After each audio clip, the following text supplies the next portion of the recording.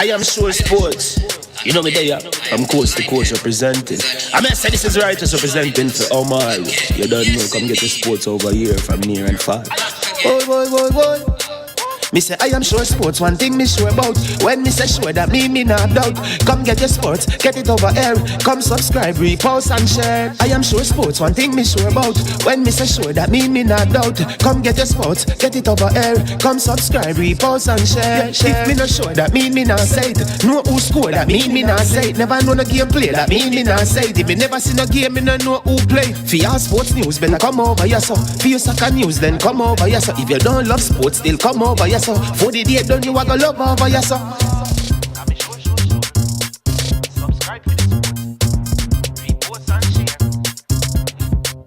So when it comes on to behavior concerning football, Jamaica is decent.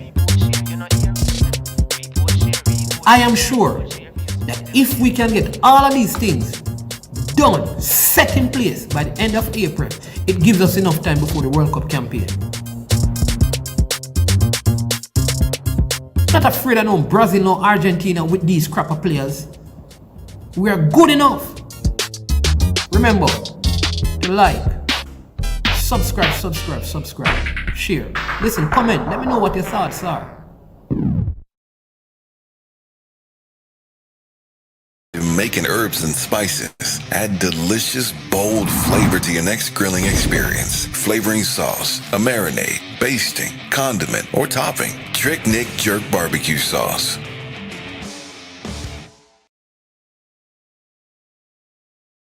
Gives your meats and vegetables authentic Jamaican jerk flavor. The spices are directly from Jamaica. Spices like jerk seasoning, allspice, Scotch bonnet pepper, fresh scallions, thyme, ginger, and garlic. The key ingredients to a great jerk marinade. 0% sugar and low in sodium. You want to try it?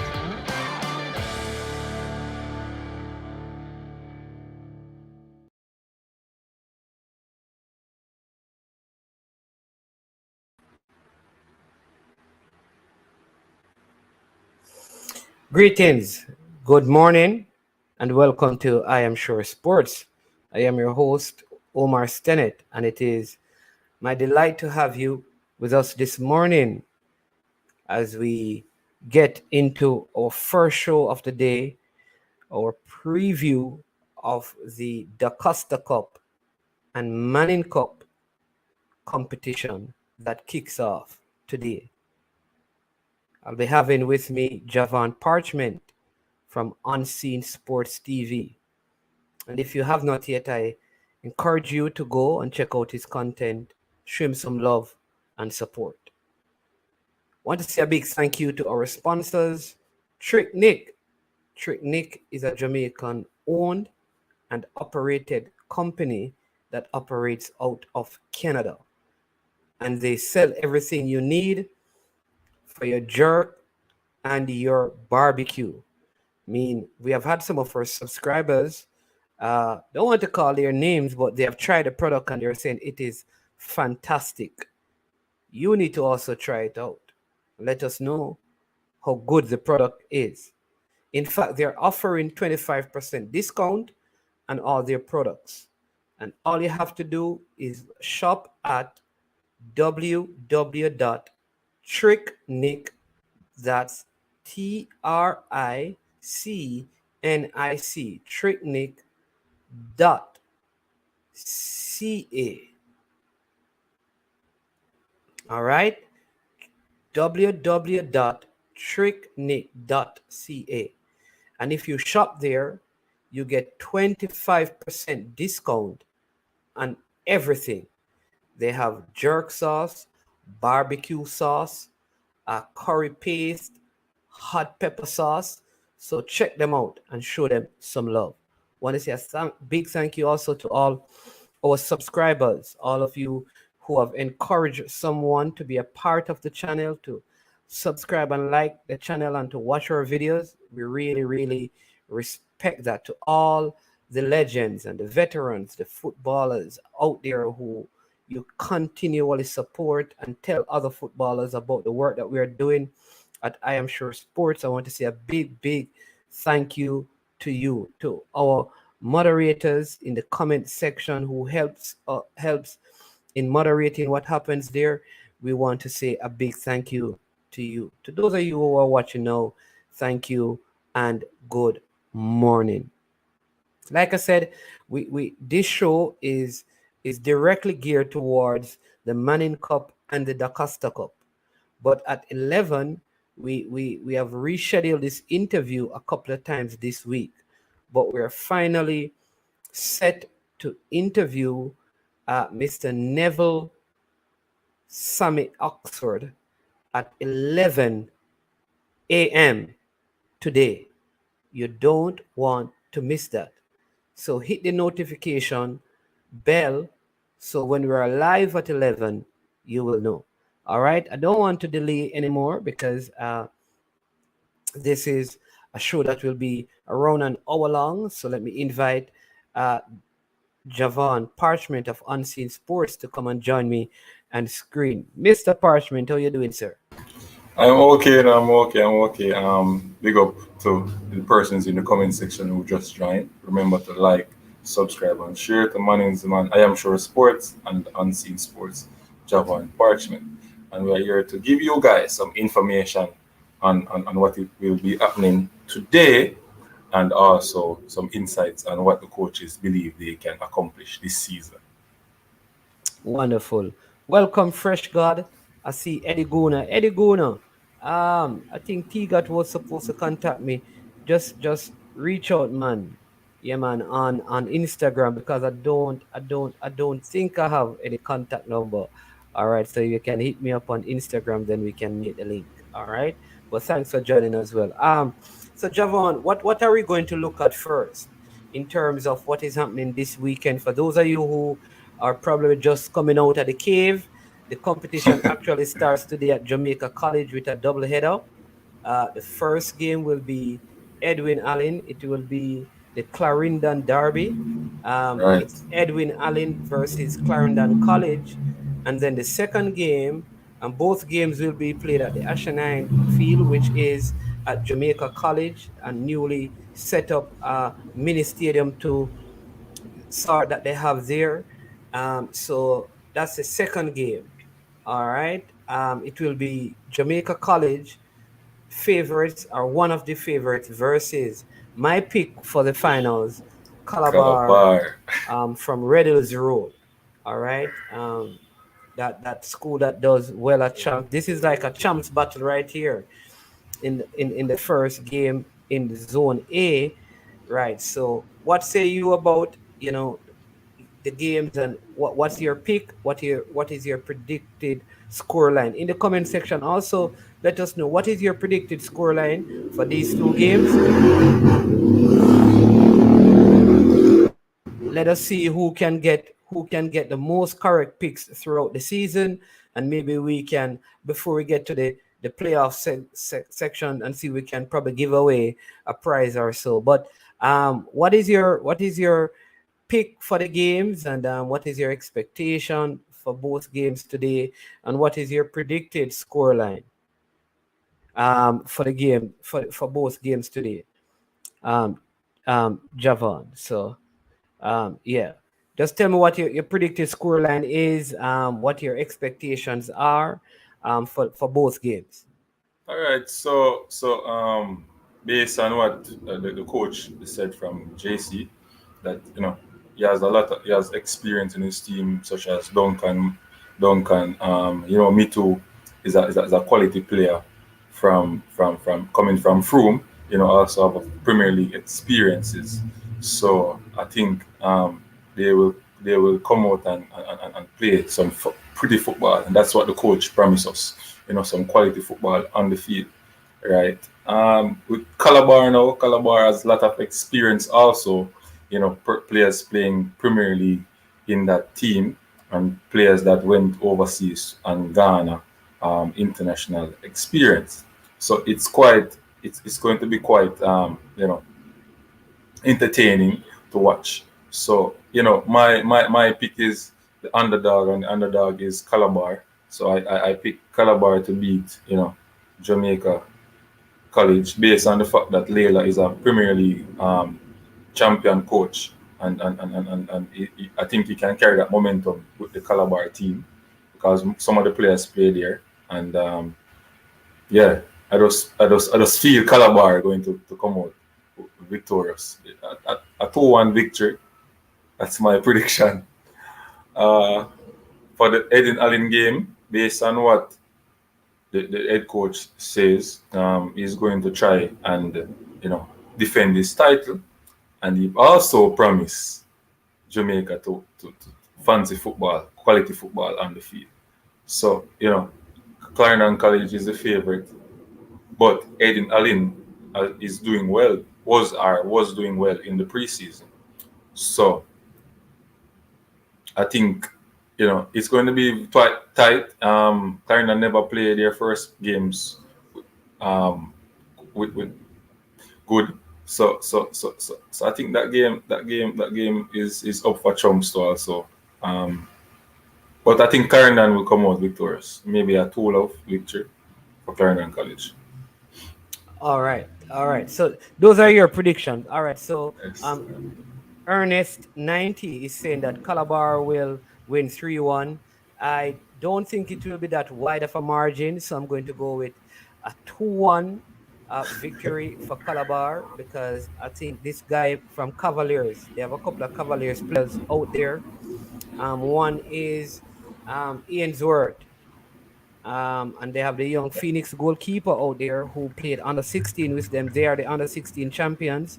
So I'm picking Calabar to win. They have Layla, the coach out there at Cavaliers as well, who is now conditioning this Calabar team. I know that there are some good players in the ranks of Jamaica College, because they have Tariq Jimenez, they have the Duncan McKenzie, they have Mitu, like you said, they have a couple of good players, but I don't know. I think the last time I watched how Davian Ferguson prepared his team, I remember even one game they played against Stats when he benched a lot of the players from JC who was in the finals previously. So yeah, I am going to go with Calabar for this game. In the second game, when I look at the preseason stats, I got this from Fresh God, who does a lot of work out there for us to get information. So big up Fresh God. Clarendon College defeated Stats 5-2. They drew with Kingston College 0-0. They defeated St. George's 4-2, and they defeated Jonathan Grant by 2-0. Yeah. And so they 1, 2, 3, 4 of the preseason games that we have anything of, they have won. They have not they have won 3 and drawn 1. They have not lost a preseason game. They give up some goals, but they score a lot of goals. So they have scored, like in those games, they have scored 11 goals and conceded 4. So I don't think the Edwin Allen team will be able to stop them. I know Edwin Allen, they have also had some good results in preseason, but because of their pedigree and their years in the tournament, conditioned by Lenny Hyde, I know that even they have the son of former national player Roderick Reed in their ranks down there. So I am going to go with Clarendon College also for a 3-1 win. So I'm picking Clarendon College to win this by 3-1, and then I'm picking Jamaica College to win their game by and to lose their game to Calabar by 2-1. I think the fact that there will be no spectators as well will affect some of the bigger teams. Like the smaller teams, I think, are used to not having large fan bases. So I think, with that being said, the bigger teams who need that oomph from their spectators, they will not have that, and I think that could affect some of the performances that we see from the regular favorites in the competition. Want to also big up the Sports Frenzy Massive that's here on 1-1. Bless up and big up. Thanks for joining the stream. All right. And anything else you want to share concerning those two games, or you want to go and look at the games for tomorrow?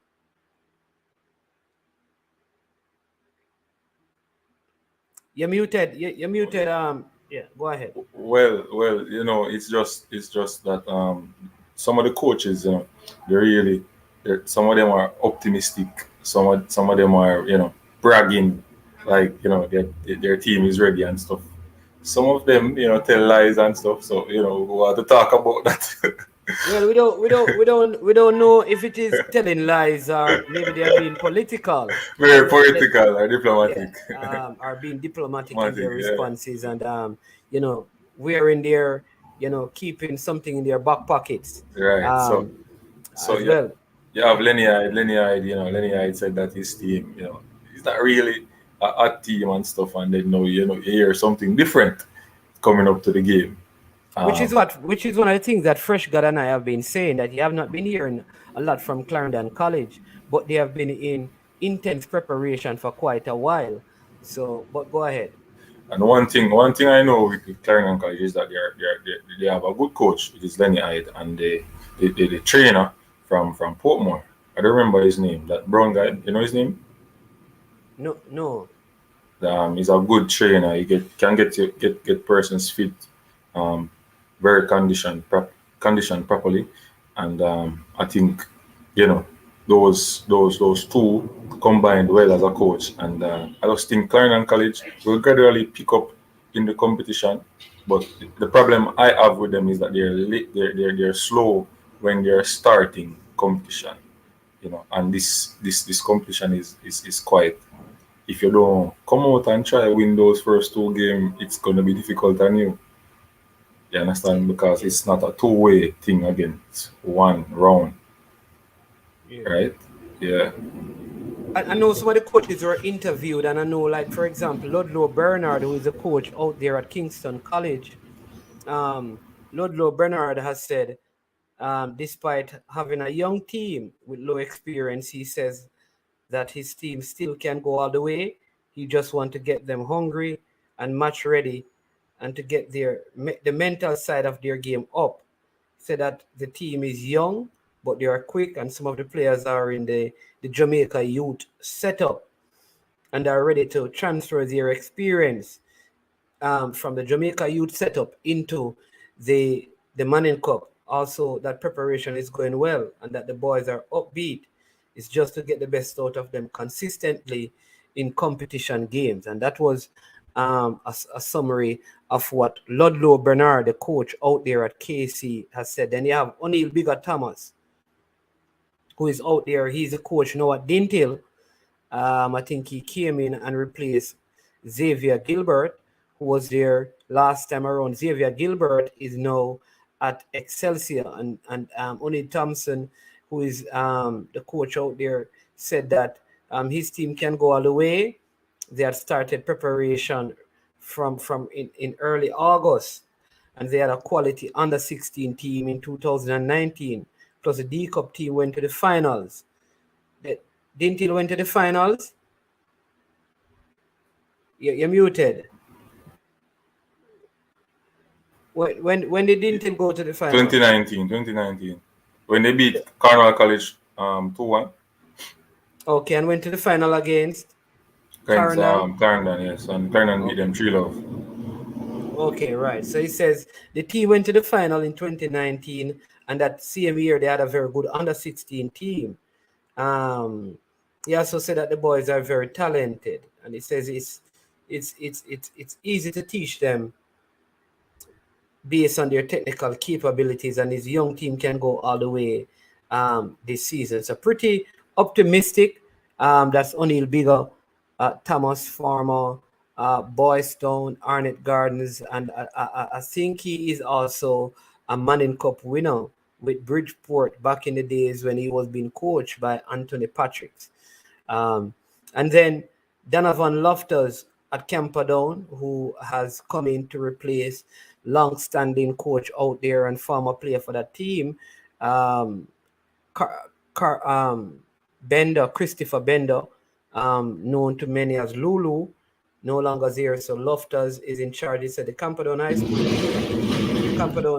High School head coach said that he's preparing his team to win the Manning Cup competition, and he will not settle for anything less. And the preparation is good. The boys they have all got their vaccine from early, and practice games show that his team is going to be ready for the competition, only losing to 2 Premier League teams, Cavaliers and Portmore. No school team, and they have not lost to any school team in the build-up to the competition. So his team is ready, and they are waiting. So I don't think any coach is going to come out and say that his team is not going to do well. Some are overly confident, I believe. One thing I know. Go ahead. Sorry, Woolman's coach came out and said that his team, slow preparation, but he's just glad that he's just glad that the competition is going on for these kids. His preparation is practice matches 4, last 5 love to Dintil, last 3 love to I think it's Manchester. Yes, Manchester. Most of his games was a loss. You understand? And I don't think that Mr. The coach from Arnett is there. What's his name again, man? Alex Thomas. Alex Thomas, because I mostly see the assistant there working. So he's not really upbeat, but he's glad that his player are getting time, and it's a young team. He said that's a young team, and next year now we can look for great things from Woolmans. Yeah, and I got let me just interject. On our last show, we were discussing the quota rule, and Mr. Maxwell, who I see in the comment section, I told him that next time I have a show, if he's available, he should just give me a thumbs up, and then I'll let him get the link so he can jump on and explain to us. He has a lot of information.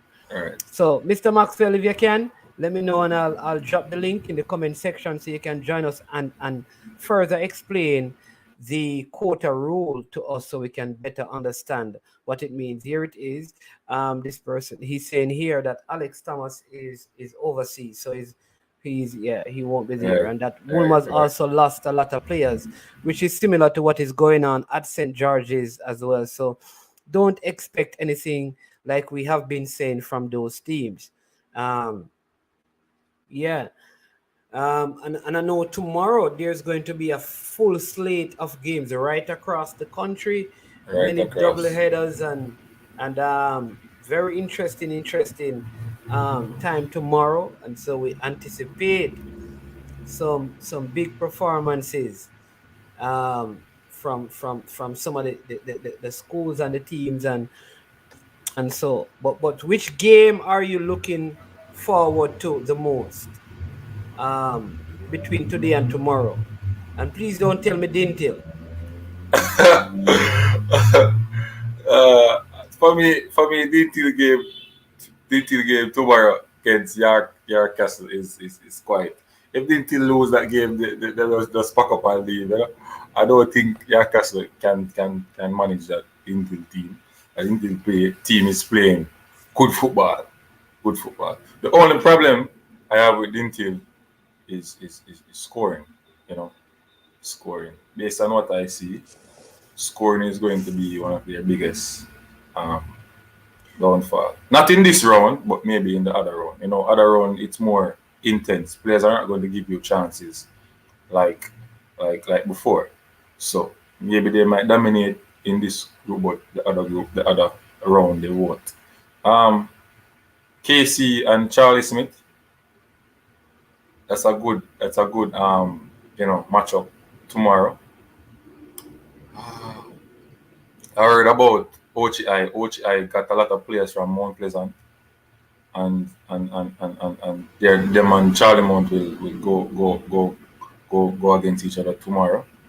So I think that game will bring a little spark tomorrow. You think someone is one? I think OCI. All right, yes. so let me help some person. I think all right. Let me first Mr. Maxwell, yeah man. See, I've dropped the link. So if you can click on the link, follow the instructions, and then you can come on. Let me just answer Eddie Guna from Sports Down the Middle first. Again, big up Sports Frenzy also in the house. 1-1, bless up man, and all the other persons tuning in right now.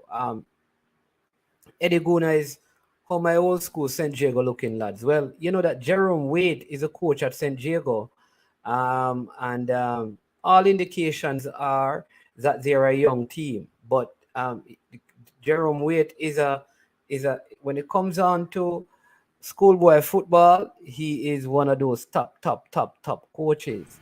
I don't expect a lot from them, but I would not be surprised if they pull off some surprises. Right?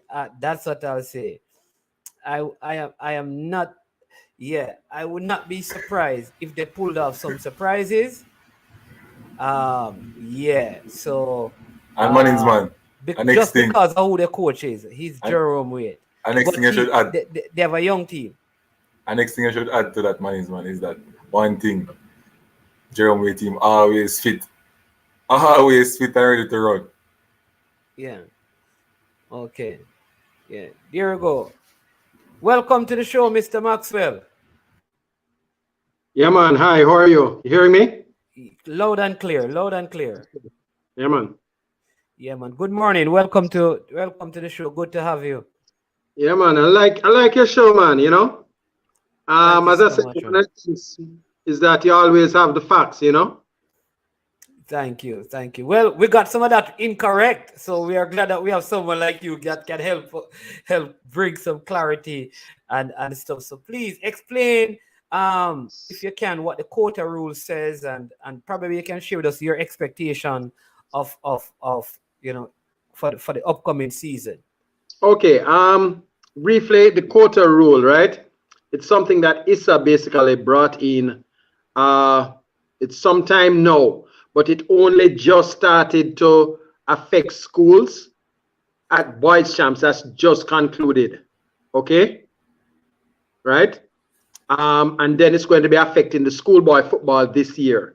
What it means, okay, is that in particular sports, for football, what we're speaking about, right? You're only allowed 3 transferees into that can play at various levels. That you can have 3 in for under 14, 3 in for under 16, and 3 in for Manning Cup. However, I'm going to give you a scenario. If you have 3 in for Manning Cup, right, and the 3 of them are, say, 18, and then the 3 that you had in for under 16 are 17, all of them cannot play. You still have to pick only 3, right? And there was a cutoff date back in, I think it was 2019, that players, a lot of schools prior to 2019 January, they were out there in the transfer market transferring kids to make sure they got underneath the new rule that basically limited you to 3 transferees in that would not count on a quota, meaning you can only have a certain amount of these players inside your squad. I don't know if you get. Yeah, all right. So you're saying that if I play under 6 or not, even if they are 6 some. So if I play under 16, but I am 17 now. After under 16, I turn 17. Say in you sit up, can't play unless the school, and that's another tricky part of the thing.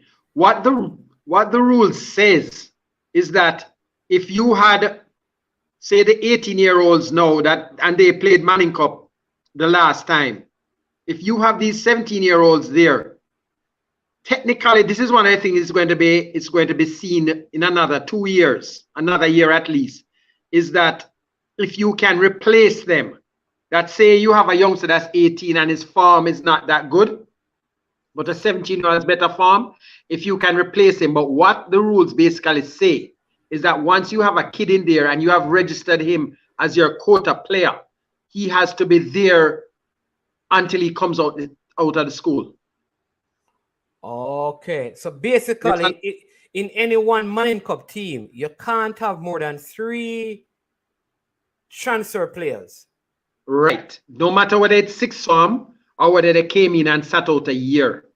In another year, however, players can transfer straight and they won't have to sit out, but they'll still be part of the quota. Okay.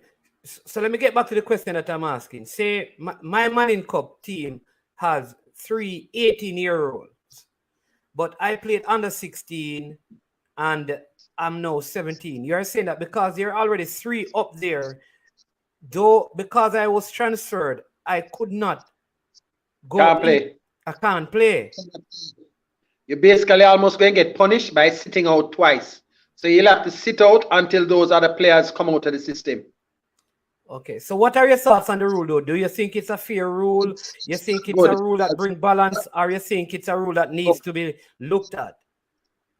It needs to be looked at because in the case I just gave you, a lot of kids are going to be penalized twice. They're going to be, they won't have to sit out in the future because starting next year, that other part of the rule where they don't have to sit out. Once they transfer, there's no more sitting out.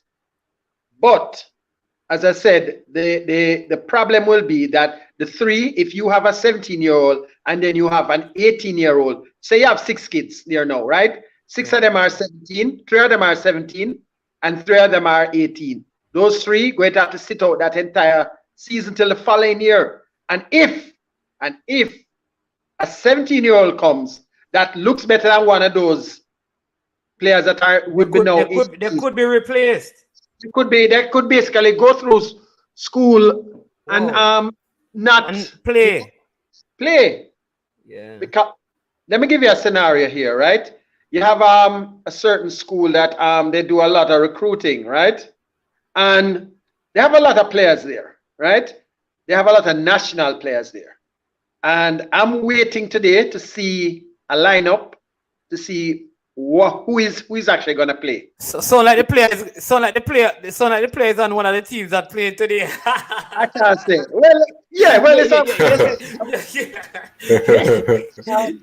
There was just a slip of the lip a while ago. I'm going to see who's going to line up today.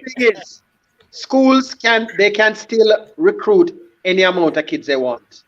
They are not limited. So you can take in 20 kids, but you can only play 3. So those other 17 kids, listen to this now. Once they are registered at your school, even if they want to leave, once they leave, they cannot play. Oh. So once they're registered, they're basically locked and they won't be able to play. So that's another thing that is going to be up for abuse. So basically, I have 17 good players that, the school that I'm thinking of doesn't have 17, but they have quite a number because I know they have at least 3 national players there. And they have a number of other good young players, very, very good. And they can only play 3. My question is, I already know which 3, but I just want to make sure because I won't go too much into it because you'll figure out which school. So I'll leave it at that. I see somebody put up Duncan Mackenzie's name here.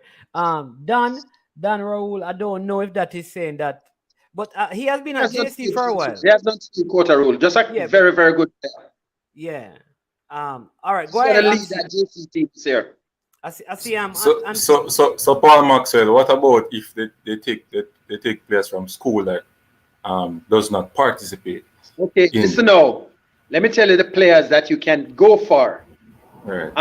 Schools, that did not participate in 2018, you can take from those. Schools that did not participate, if a school didn't participate this year, you still can't. If they don't participate next year, you can.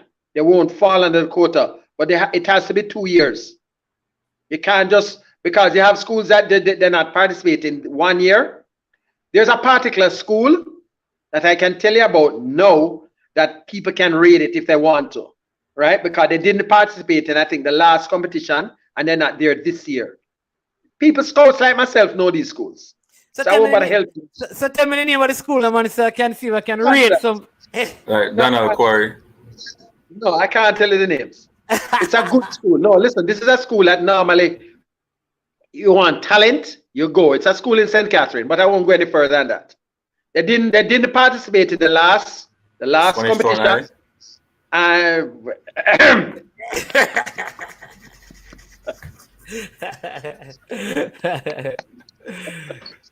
A big scout in a Paul. A big scout in a. Anyway, Go ahead, players Sir from Maxwell. schools like that, but it's not 1 year. So like Heidel and Holy Trinity are not there this year. They would have to not be there next year for you to be able to take the players. You understand? So it's basically 2 years. 2 years. Yeah. Right? Okay. So that's the only way you can get the players for free. So I doubt you're going to say Heidel sitting out next year so you can go there, or Holy Trinity. So they can do 1 year, but once they do a second year, the players are up for grabs. What about like coming from Mount Pleasant, who are private? That can work too if they are under 16. If they are under 16, they can play right away.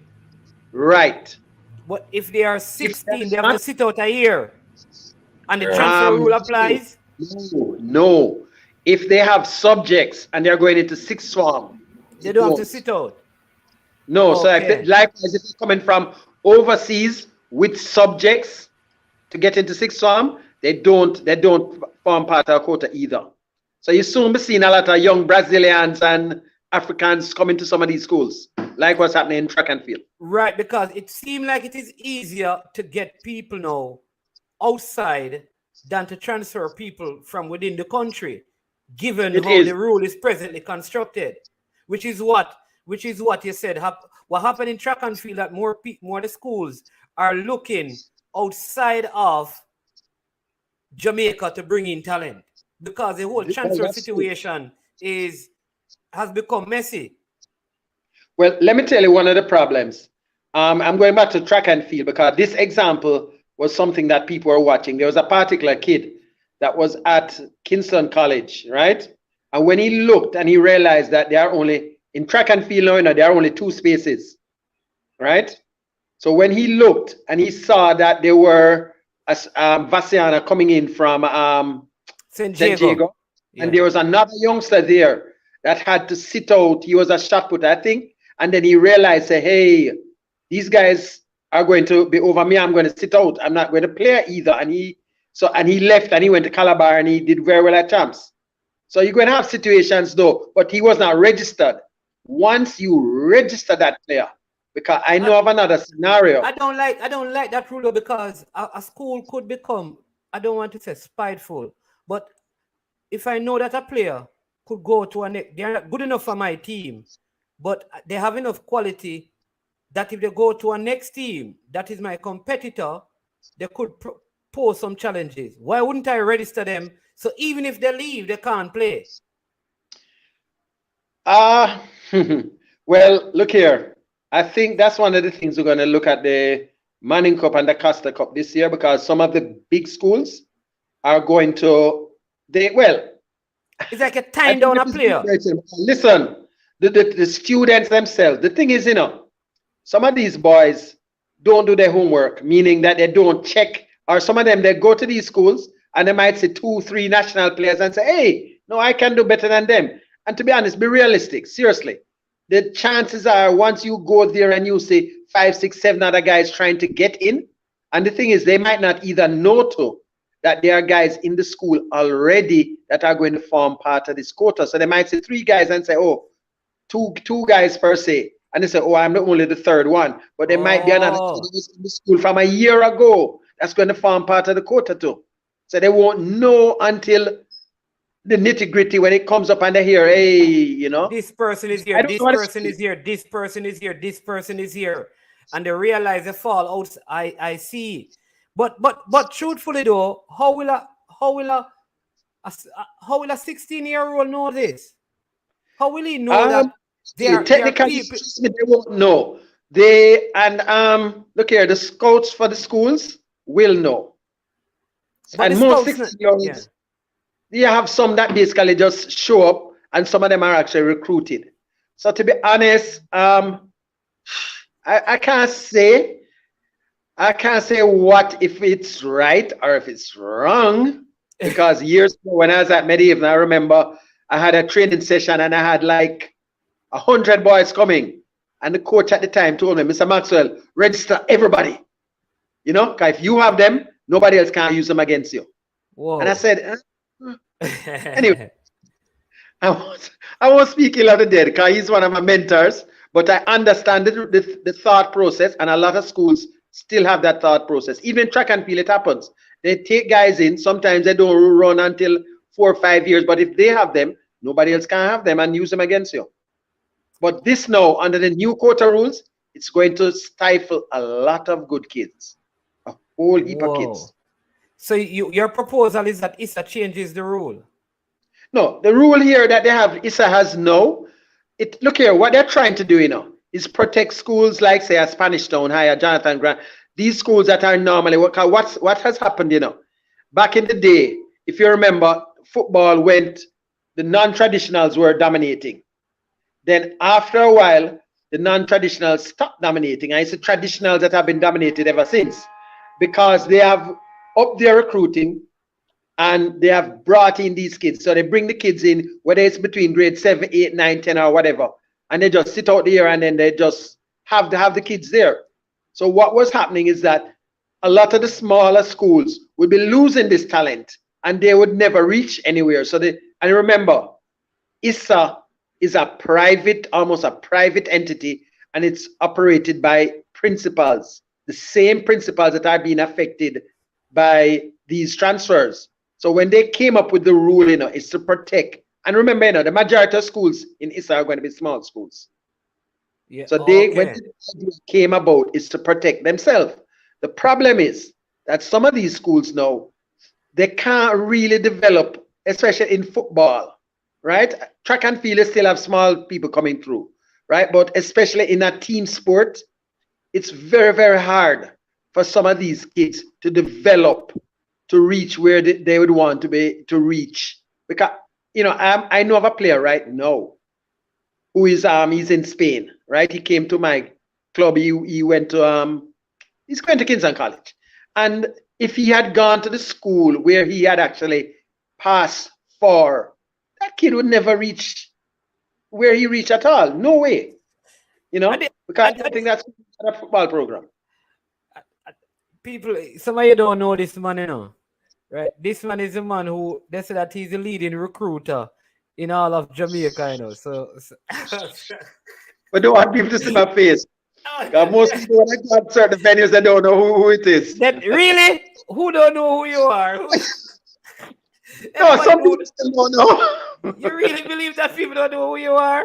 You're being deceiving yourself. Listen, from the moment you use your surname, I said, oh, this is the man. All I had to hear was when they explained the rule, and I said, this is the man. I kind of knew that it was. From a saw the name, I knew who it was. You understand me? But it is very, I understand what the rule, well, let me ask this, because coming up soon is the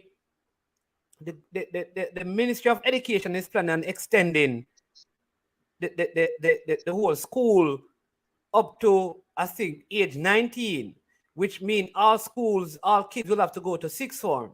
My thought is no, some of those schools would have been affected by the whole student leaving because they probably don't have a sixth form program.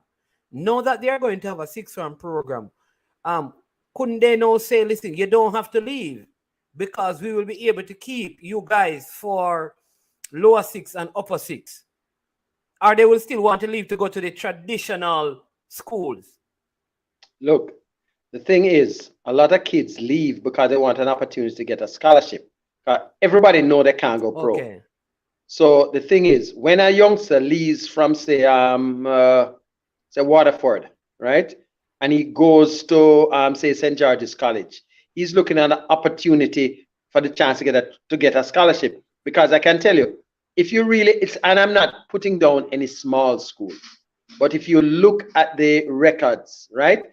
I really don't, most of the kids that are getting the scholarships, especially to go, they're going to be ones that are going to be assisted by these bigger schools to with past students pushing the process as well. Right, because they have to do SATs, they're going to need somebody to pay for these things and all of those. So it really, when you look at it, and then now when they get scholarships, these scholarships are not 100% free. Money has to be paid. And, so when you're talking about some of these smaller schools, those kids, most of those kids from those smaller schools, they're not going to get that opportunity. So that's why a lot of them, they move to some of the bigger schools where they know that, okay, after 1 year, there's someone to help them, and the past students will help them. Even if that kid is there for 1 year, that kid represented St. George's, that kid represented KC, it doesn't matter. So they do get assistance. Whereby if they had stayed at St. Thomas Technical, wherever, that's it. There's no old student that can say, oh, I need $200,000 to help with getting into this university and so on. Who can help me? That kid is dead. Okay. I see. Very interesting point. So they go there because they are going to now get the support of the past students and this whole, school body. Plus winning a title. Yeah, and winning the title as well, because I don't believe that or think that their school. Well, there's more opportunities now based on how ISA is constructing their thing to win the title, because like St. Catherine for the first time won the Ben Francis Cup. Ben Francis Cup. Walker Cup. So they kind of fool yourself. Hey, don't fool yourself. Good recruiting. Okay, and they're connected to a club. Don't fool yourself. Right, they are connected to, is it racing? Yes. Racing, right. So don't fool it. Look here, let me tell you a fact. No school that reaches the semifinals in any of the rural or urban competition doesn't recruit extensively. Whether it's from grade 7, 8 or whatever, or grade 11, whatever, no school does that. It's impossible. So when you hear people talk about, oh, these are all homegrown players, that's a fallacy. It's wrong. It's not true. They might bring them in at a certain stage, but they are all recruited at some stage. So that no school can do that. That is a thing of, even in the past when Norman Manley used to win, and you say, oh, well, they still took kids from other schools. They did. So don't fool yourself. All schools have to do it. Okay. So what are your thoughts? Well, the big question I want to ask you, because a lot of your players are scattered all over. Club. Yeah, from your club, are scattered all over the league. So, I mean, what say you? I mean, where you think the which 4 or 5 schools you think in the Manning Cup are going to be, yeah. Although I agree. Let me say this. I agree with Shatter that Calabar is, Calabar for my money, you understand me? And Mannings in the Dacosta Cup and Calabar. Those are my pick. But go ahead, let me hear it. Okay. I had put out something in a chat the other day, and people are asking, that sounds, Anyway, for me, my top 6 this year would be JC, KC, Calabar, St. Catherine, Tivoli, and I know you're going to ask about Tivoli. I hear a little. I agree with Tivoli.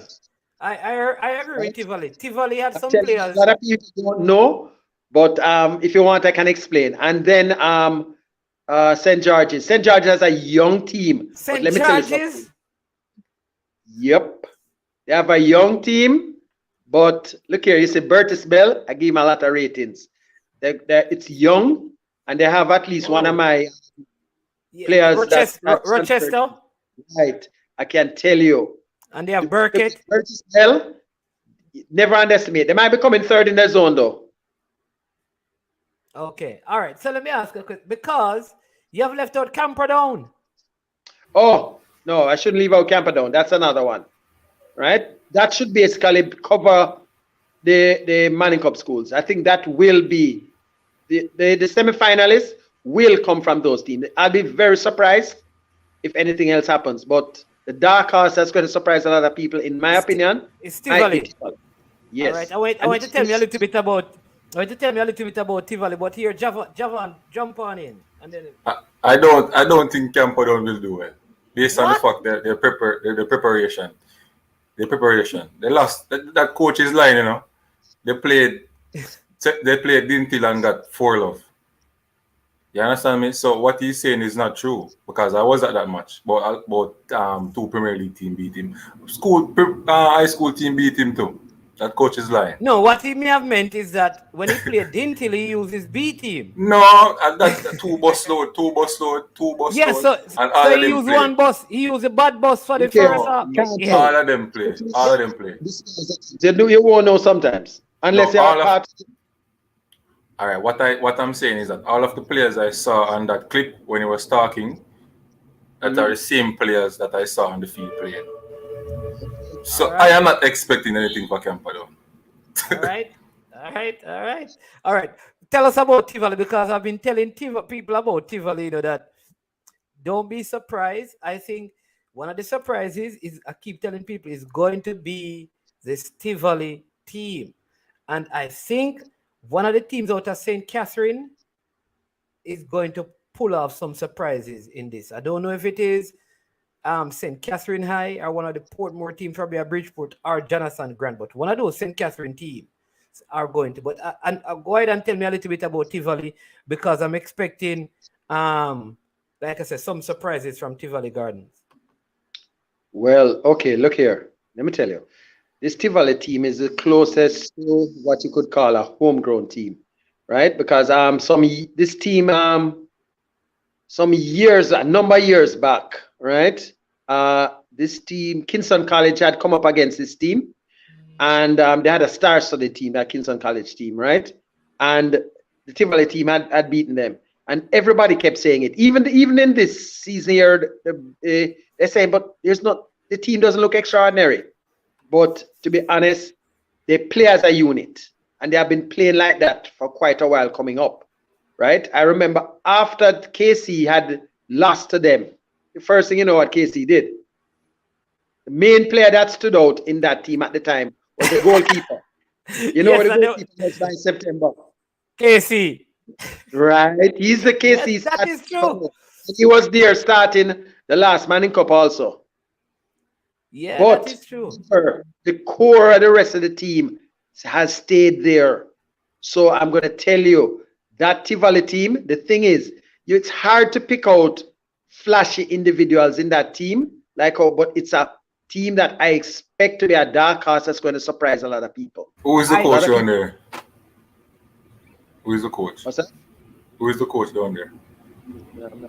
That's, who may be telling that right off, man. I'm sure he's a good coach here right now. All right, but you know what is funny? I also, from what word I've been getting, is that a lot of the Tivoli players were also training with the Tivoli Gardens team, and were part of the squad, though some of them may not have gotten a lot of games in the Premier League. It's just like I heard that some of the top quality in Clarendon were prepared. As Lenny Hyde came over to Portmore, some of those players were training with the Portmore team at different intervals, which I think, I mean, if you have 7 or 8 players bringing through that kind of coaching system and consistency of playing, it's going to have an impact. Well, one of the things, that you people are going to see for the next couple of years, especially because you can't bring in players en masse, you're going to have a lot of schools making strong connections with clubs, right? Because, as I say, what St. Catherine, they're going to shock a lot of people. They from a while now, because they can't bring in a lot of people, but they have a linkage with Raiders that it's going to start to show with a lot of teams. Eventually, Clarendon, the Portmore connection, and so on. These things are things that are going to make a difference. Some schools might have connections with more than one team. Some of them, you understand, all of them might not be Premier League teams. Some of them might be Major League. JC has a linkage with Ligani. Some of the better players might be at either Harborview or Cavalier. Yes. But there's, as I said, all schools, what they try to do is get their players connected, or the better players get connected to clubs. Because there's a thing where some of the clubs actually, when they find players, they actually send the players to some of these schools en masse. So that happens. Yeah. Because I know in the past, recent past, I've been supplying a certain school up as a players. Also ready, but I play both. I work with everybody. We can't call that boat. We have to call that shippy because it look like you really supply the bus. It's bigger than a boat. But go ahead, Javan, and then I'm going to ask Sir Maxwell to respond to that. But go ahead. One is one. We have to give the people the matches that are going to play Saturday and today, and yeah, adding to that. But hold on. We spoke to them about the matches today. They are only. Yeah, the match is tomorrow. The match is tomorrow. No, man, but all the teams will be almost all the teams. It's a lot of games, you know. You're gonna go through all of the games. We don't have to. Yeah, because we don't have all right. Well, let me give some Max because and then we can see if we can go through the games for tomorrow. All right. What do you want to say is that add to what you guys were saying, even Charlie Moon, some of the players were training with there. Enough people know that Ducky carried a couple of the keys stars down here to train. Exactly. Right. But enough people don't know. Mr. Maxwell, some Romario Lawrence is asking you to talk about Calabar. Because they have more than Ainsworth, and I think they have the goalkeeper from Phoenix Academy, forgot his name. Kerry Hamilton. The last Manning Cup came in, that was one of the better matches that I think Calabar almost discovered him at that stage when they played against St. George's and he kept them in the match. The Calabar team is very young still because almost the entire team comes back next year. Oh. And they're going to be having a number of Premier League players next year, I can say. Not just one. It's going to be a number of them. And they also won under 16 with a lot of these players as well. The last under 16, I think Calabar won. They're under 16 champions. Yeah. Right. And I think they should have actually got the All-Ireland title, but a little bit managerial slip-ups. But that's just one of those things. But Calabar will definitely, as I said, they are one of the schools that are going to benefit from the new quota rule. Definitely, because normally they would have lost players, but the players they'll manage to keep them. So that's one of the things about Calabar. Do you think they have a good coach out there at Calabar? What do you make of the coach? How good do you think he is? He's an experienced coach. All right.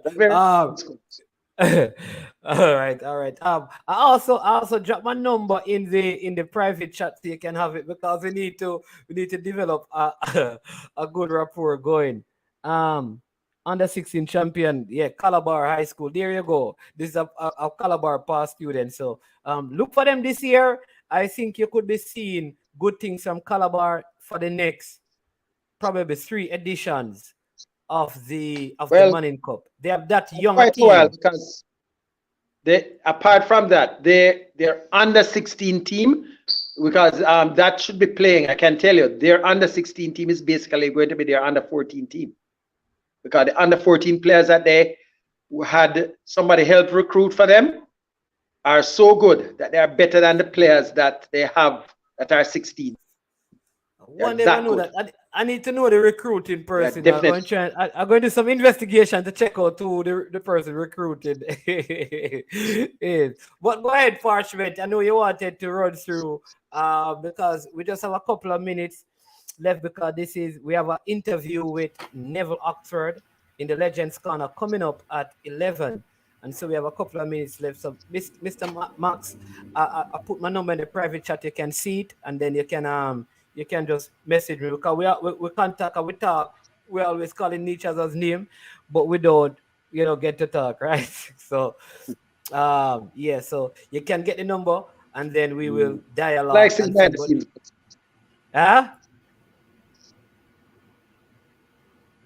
Didn't hear that. All right. No, I like to stay behind the scenes most times, Yeah, man, I know. All right, go ahead, Parchment. Talk about the games now. What are the other games? You're freezing up on me a while ago. It look like Paul is the big scout for Calabar. I don't know. I can't tell anybody who that is. All right, but go ahead and give me the fixtures for tomorrow. Hold on. So Jonathan Grant will play Jose Marti. Charlie Smith will play Kingston Technical. Wilmer's boys will play St. Mary College. Charlie Smith Now, Kingston. That's hold on. What this person called? Someone call about. Hold on, Mannings, man. Somebody keep calling.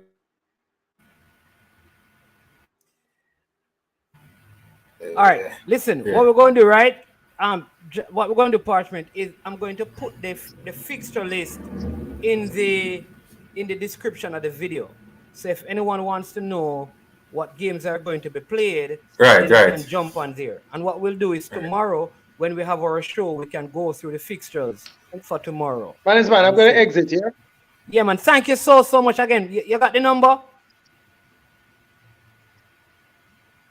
You got the number? I'm going to check it. It's in the I think private it's there. chat. I think I see it. Yeah. Yeah. All right. So let's do that, and we stay in touch. All right. Big up, Sir Really Maxwell. appreciate. Yeah, man. Big up, Sir Maxwell. No problem. Yeah.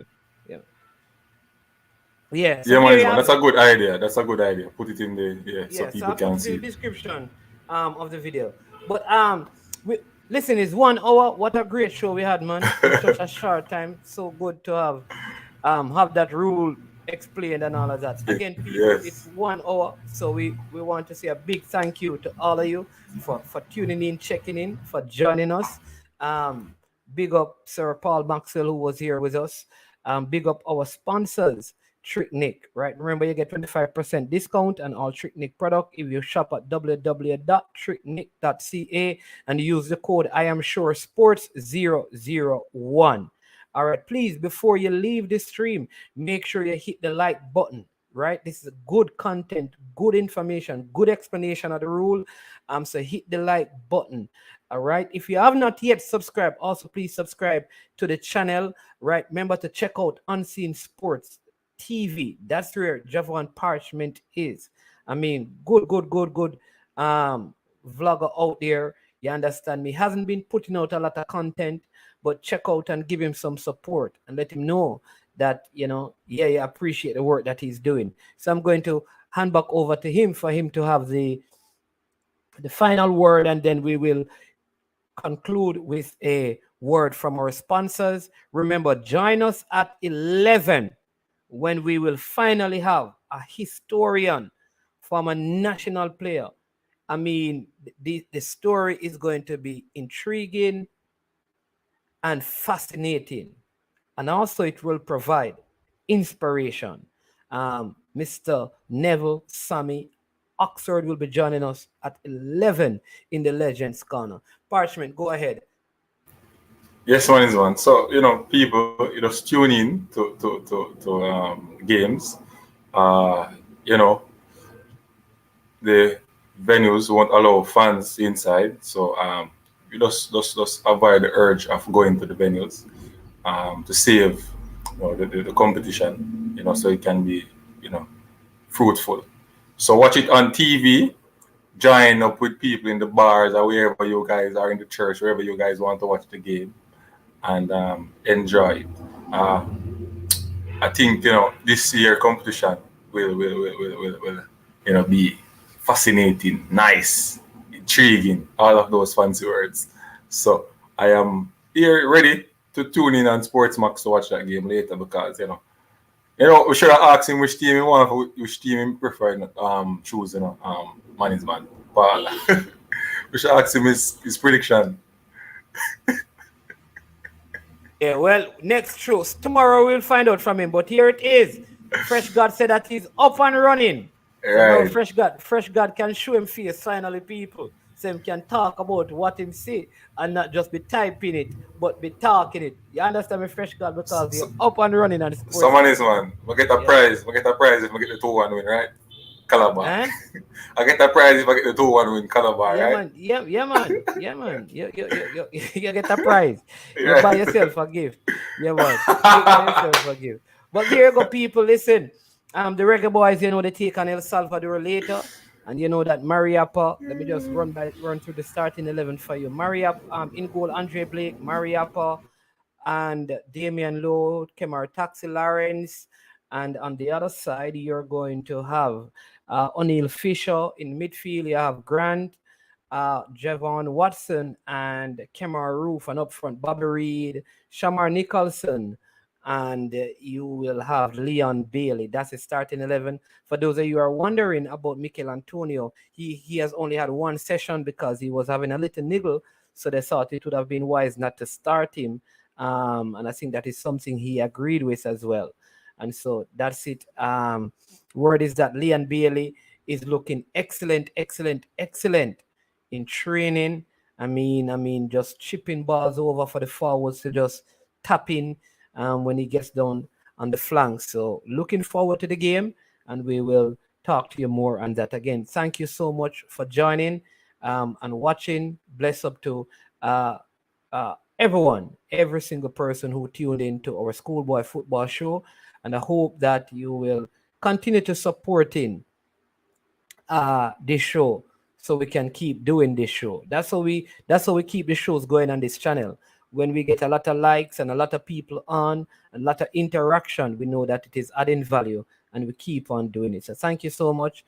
We're going to leave with a word from our sponsors, Tricknick. So you have a wonderful rest of the day. Remember, join us at 11 in around 20 minutes time for Mr. Neville Oxford.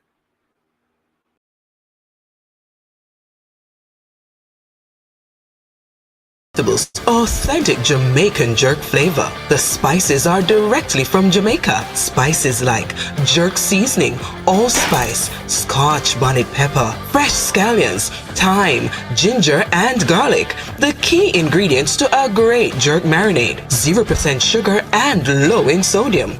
You want to try it?